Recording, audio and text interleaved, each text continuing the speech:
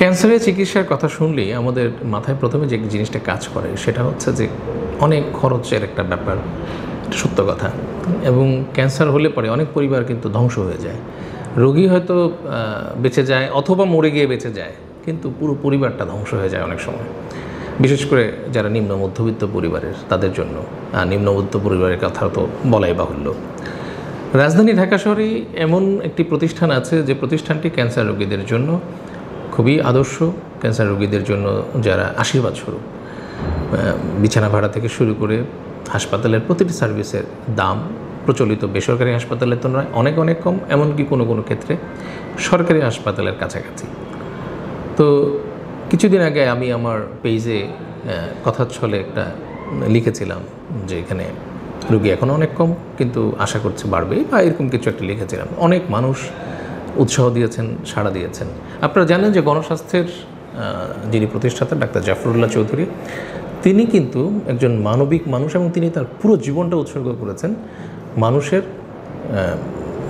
দরিদ্র মানুষের উন্নত চিকিৎসা সেবা পৌঁছে দেওয়ার জন্য। তিনি যে এনজিও করেছেন সেই এনজিও কিন্তু মানুষের জন্য কাজ করেছে।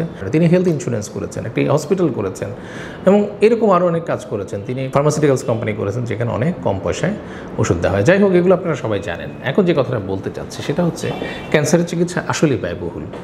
তবে আমরা কিছু কিছু টেকনিক বা কিছু কিছু কৌশল অবলম্বন করলে আমরা এই খরচটা বাঁচাতে পারি, এবং এটা কিন্তু আমরা ডাক্তারাই ভালো বুঝতে পারি।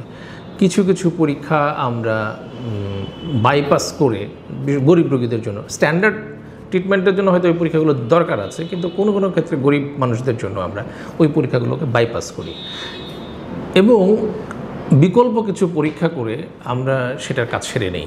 যেমন আমরা যখন স্টেজিং করি একটা লিম্ফোমা রোগীর, আমরা চাইলে এটাকে পেট সিটি স্ক্যান করে স্টেজিং করতে পারি, এটা খুবই ভালো হয়। কিন্তু যার টাকা নেই তার ক্ষেত্রে আমরা কী করব? আমরা একটু কম পয়সা যদি করতে চাই তাহলে আমরা সিটি স্ক্যান করে করতে পারি, সাধারণ সিটি স্ক্যানে। তার চেয়েও যদি দেখা যায় না, এটাও তার জন্য খুব বার্ডেন হয়ে যাচ্ছে, আমরা আলট্রাসোনোগ্রাম, খুব ভালো হাতে যদি কেউ আলট্রাসোনোগ্রাম করে এবং একটা বুকের এক্সরে করে, সেটাও কিন্তু স্টেজিংয়ের কাজ হয়ে যায়। যদিও স্ট্যান্ডার্ড হচ্ছে পেট সিটি স্ক্যান। তাহলে মানুষের যদি পয়সা কম থাকে, তার যদি সামর্থ্য কম থাকে, তাহলে আমাদেরকে সেভাবে আগাতে হবে না।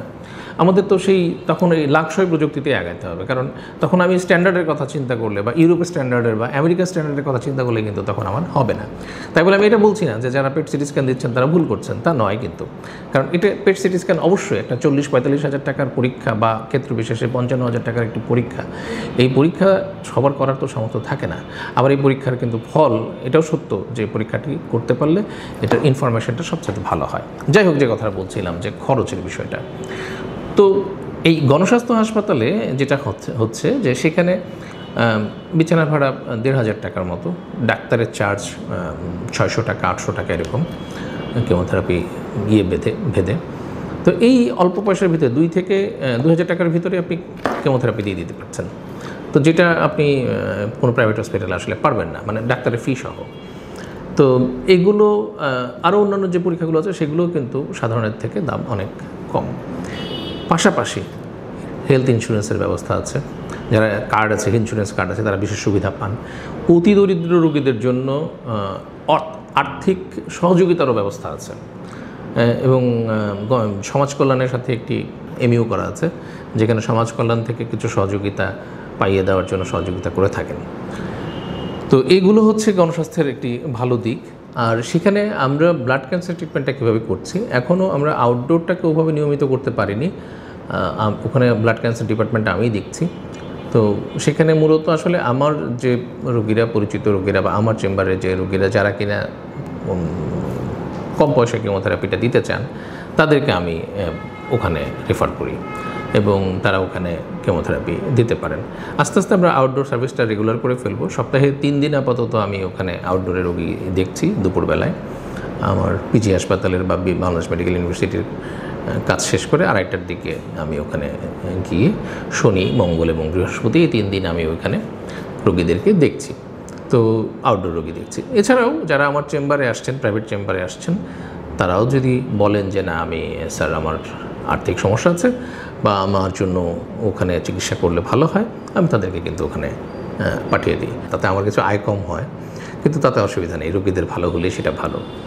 তো এইভাবেই আসলে আপাতত আমরা গণস্বাস্থ্য হাসপাতালে সেবাটা দিয়ে যাচ্ছি।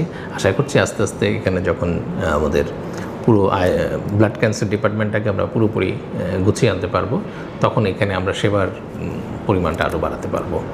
তবে আসলে বিষয়টা হচ্ছে যে আমরা চাই যে এই মানুষ তার সামর্থ্য অনুযায়ী সেবা নেবে। যে মানুষটির অনেকেই যে আমাদের যে কর্পোরেট হসপিটালগুলো আছে, দামি দামি হসপিটালগুলো আছে, যেখানে চিকিৎসার ব্যয় অনেক বেশি, যার সামর্থ্য আছে সে কিন্তু ওই সেবাটা নেবে, কারণ তার ওই কমফোর্টটা দরকার। মানুষ তো আসলে টাকা রোজগার করে কমফোর্ট নেওয়ার জন্য, তাহলে সেটা ঠিক আছে তার জন্য। যে কর্পোরেট হসপিটালগুলো আছে সেগুলো অবশ্যই ভালো, কিন্তু যে মানুষটির আসলে সেই সামর্থ্যটা নাই, তার জন্য কিন্তু কম পয়সায় চিকিৎসা করাটাই কমফোর্ট, খরচ কম হওয়াটাই তার জন্য কমফোর্ট। তাহলে তার জন্য আমাদেরকে তো একটা অপশন রাখতে হবে। তাই আমার রোগীদেরকে আমি সব ধরনের অপশনই দিয়ে থাকি।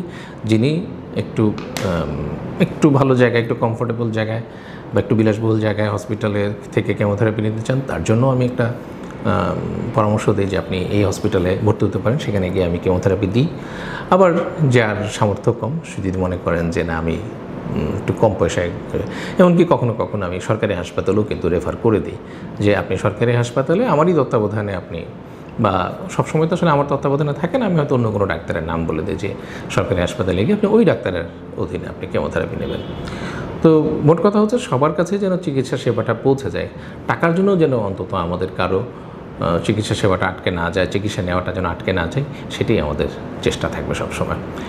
আর আরেকটা আবেদন আমার সবার কাছে থাকবে, সেটা হচ্ছে যে আপনারা আসলে বিপদ তো একা উদ্ধার করা যায় না, সবাই মিলে যদি আমরা হাত লাগাই, আপনার প্রতিবেশী, আত্মীয়, বন্ধু কারো যদি ক্যান্সার হয়, আপনারা তাকে সহযোগিতা করবেন, সহযোগিতার হাত বাড়াবেন।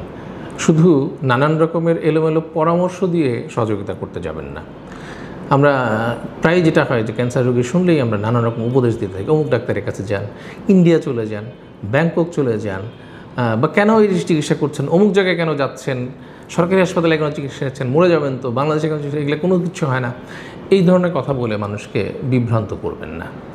বরং কেউ যদি ক্যান্সার আক্রান্ত হয় তাকে বলবেন যে আমি তোমাকে কিছু আর্থিক সাহায্য বা সহযোগিতা, আমার পক্ষ থেকে তোমার জন্য কিছু শুভেচ্ছা উপহার, এইভাবে আপনারা যদি একটু মানুষকে সম্মানের সাথে তাকে সহযোগিতার হাতটি বাড়িয়ে দেন, তাহলে কিন্তু তার জন্য প্রকৃত উপকারটা হয়।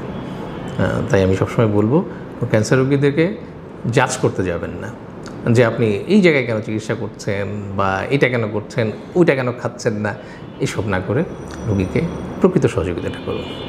সবাই আমরা যেন ভালো থাকি, সবাই মিলে যেন ভালো থাকি, এই প্রত্যাশা।